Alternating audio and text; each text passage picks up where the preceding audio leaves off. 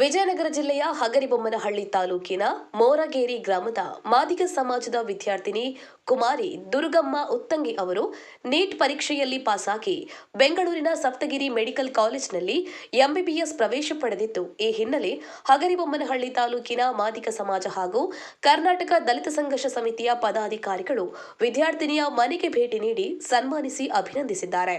ಈ ವೇಳೆ ಮಾತನಾಡಿದ ತಾಲೂಕು ದಲಿತ ಸಂಘರ್ಷ ಸಮಿತಿ ಅಧ್ಯಕ್ಷರಾದ ಪರಶುರಾಮ್ ಹೆಗ್ಡಾಳ್ ಅವರು, ಅತ್ಯಂತ ಕಡುಬಡತನದಲ್ಲಿ ಬೆಳೆದಿರುವ ವಿದ್ಯಾರ್ಥಿನಿ ಅನೇಕ ಸವಾಲುಗಳನ್ನು ಮೆಟ್ಟಿ ನಿಂತು ಶ್ರಮವಹಿಸಿ ತಂದೆ ತಾಯಿ ಹಾಗೂ ಇಡೀ ಸಮಾಜ ಹೆಮ್ಮೆ ಪಡುವಂತೆ ಸಾಧನೆ ಮಾಡಿರುವುದು ಅಭಿನಂದನಾರ್ಹ.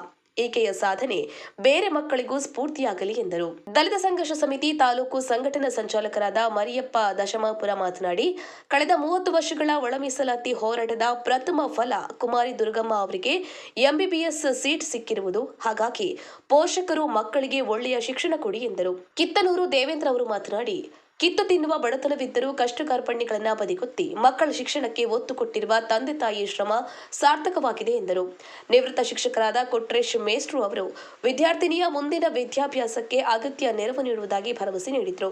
ಈ ಸಂದರ್ಭದಲ್ಲಿ ಹಿರಿಯರಾದ ಕೆಚ್ಚನಬಂಡಿ ದುರ್ಗಪ್ಪ, ಯಡ್ರಮ್ಮನಹಳ್ಳಿ ಮರಿಯಪ್ಪ, ಕಿತ್ತನೂರು ದುರ್ಗಪ್ಪ, ಕಡಲಬಾಳು ಫಕೀರಪ್ಪ, ಏಳುಕೋಟಿ ದೂಪದಳ್ಳಿ, ಡಿಎಸ್ಎಸ್ ಖಜಾಂಚಿ ಚಿಂತ್ರಪಳ್ಳಿ ರಮೇಶ್, ಶಿವಮೂರ್ತಿ ನೆಲ್ಕುದ್ರಿ, ವ್ಯಾಲಾಳ್ ಅಜಯ್, ತೀರ್ಥಪ್ರಸಾದ್ ಹಂಪಪಟ್ಟಣ, ಬಸವರಾಜ್ ಕೆಚ್ಚಿನಬಂಡಿ, ಬಸವರಾಜ್ ಸೋಬಟಿ, ಚಾರೆಪ್ಪ ಹೊಸಕೇರಿ, ಸ್ವಾಮಿ ಹೊಸಕೇರಿ, ಪರಶುರಾಮ್ ಅಂಕಸಮುದ್ರ, ಮಹಂತೇಶ್ ಕಡಲಬಾಳು, ಮಲ್ಲಿಕಾರ್ಜುನ್ ಮಾಗಿಮಾವಿನಹಳ್ಳಿ, ಆನಂದಹಳ್ಳಿ ಬಸವರಾಜ್, ಸ್ಥಳೀಯ ಮುಖಂಡ ಮೊರಗೇರಿ ಮೈಲಪ್ಪ ಸೇರಿದಂತೆ ಅನೇಕರು ಜೊತೆಗಿದ್ದರು.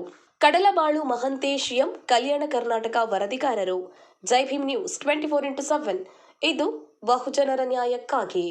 ಕುಮಾರಿ ದುರ್ಗಮ್ಮ ಇವರು ನಮ್ಮ ಜಿಲ್ಲೆಯ ಕೀರ್ತಿಯ ಹೆಗ್ಗಳಿಕೆಗೆ ಪಾತ್ರರಾಗಿರ್ತಕ್ಕಂಥವರು. ಇವತ್ತು ನೀಟ್ ಎಕ್ಸಾಮಿನೇಷನ್ ಮೂಲಕ ಆ ಹುಡುಗಿ ಎಂಬಿಬಿಎಸ್ಗೆ ಪ್ರವೇಶಿಸುವಂಥದ್ದಂತಂದರೆ ನಮಗೆ ನಿಜಕ್ಕೂ ಭಾಳ ಸಂತೋಷವಾಗಿರ್ತಕ್ಕಂಥ ವಿಷಯ. ಬಹುತೇಕ ಇದೇ ಥರ ಎಲ್ಲರೂ ಕೂಡ ಇರ್ತಕ್ಕಂಥ ವಿದ್ಯಾರ್ಥಿಗಳು ಎಲ್ಲರೂ ಕೂಡ ಶ್ರಮವಹಿಸಿ ತಮ್ಮ ತನು ಮನ ಧನು ಶ್ರಮ ಜೊತೆಗೆ ಇವತ್ತು ನಮ್ಮ ಸಮಾಜದ ಹೆಮ್ಮೆಯ ಮಗಳು ಕುಮಾರಿ ದುರ್ಗಮ್ಮ ಉತ್ತಂಗಿ ಅವರು ದೇಶದ ಅತ್ಯುನ್ನತ ಪರೀಕ್ಷೆಯಾದಂಥ ನೀಟ್ ಪರೀಕ್ಷೆಯಲ್ಲಿ ಉತ್ತಮ ಸಾಧನೆಗೈದು ಇವತ್ತೇನು ಬೆಂಗಳೂರಿನ ಸಪ್ತಗಿರಿ ಮೆಡಿಕಲ್ ಕಾಲೇಜಿನಲ್ಲಿ ಎಂಬಿಬಿಎಸ್ ಸೀಟನ್ನು ಪಡ್ಕೊಂಡಿದ್ದಾಳೆ. ಇವತ್ತು ಆ ಒಂದು ಹುಡುಗಿಗೆ ಹೃತ್ಪೂರ್ವಕ ಧನ್ಯವಾದಗಳನ್ನು ಹೇಳಲಿಕ್ಕೆ ಬಯಸ್ತೀವಿ ಈ ಸಂದರ್ಭದಲ್ಲಿ. ಜೊತೆಗೆ ಏನು ನಮ್ಮ 35-40 ವರ್ಷಗಳ ಸುದೀರ್ಘ ಹೋರಾಟ ಏನಿತ್ತು, ಒಳ ಮೀಸಲಾತಿಯ ಹೋರಾಟ, ಆ ಒಂದು ಹೋರಾಟದ ಪ್ರತಿಫಲ ಇದು ಅಂತ ಹೇಳಿದ್ರು ಕೂಡ ತಪ್ಪಾಗಲಿಕ್ಕಿಲ್ಲ.